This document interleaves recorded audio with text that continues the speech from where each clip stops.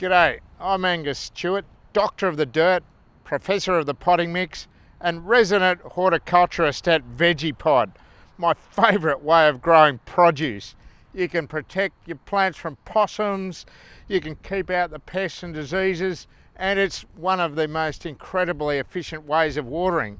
But one thing you've got to be particularly mindful of is nutrients.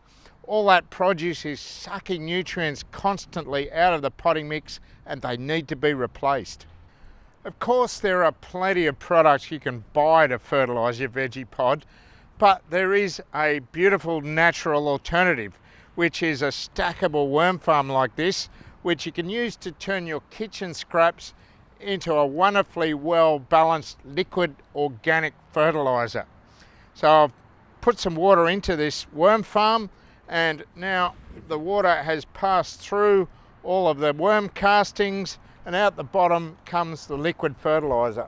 I've already put a bit of water into my watering can to dilute down the rich liquid that's coming out of the worm farm, and I'll mix that around before I water it onto my plants. But if you don't want to go to all this trouble, I'm going to show you how to put an in-ground worm farm straight into your veggie pod. You can purchase worms from your local garden centre or hardware, but I think fresh is always best if you've got access to a worm farm yourself. It's super important to keep the nutrients up to your veggie pod throughout the life of each crop, and a great way to do that is liquid fertiliser, whether it's a bought product or this wonderful worm juice. It's absorbed through the leaves as well as through the roots. But there is an even easier way, which is to put an in-ground worm farm into your veggie pod.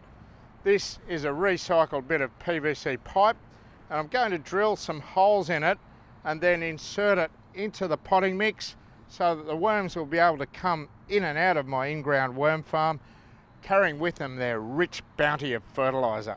So we're now ready to add our worms.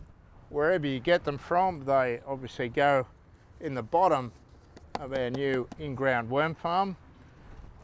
And then it's time for the kitchen scraps.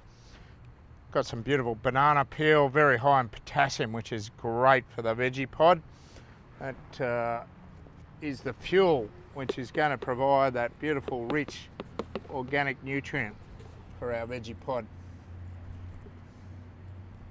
One thing is to be sure not to overload your worm farm. If it starts to get smelly or lots of little vinegar or fruit flies, then you know you're giving it too much.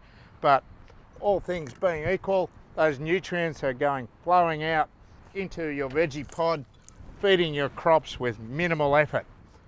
Last finishing touch, Bill and Ben Flower Pot Men little hat for our in-ground worm farm. Happy gardening.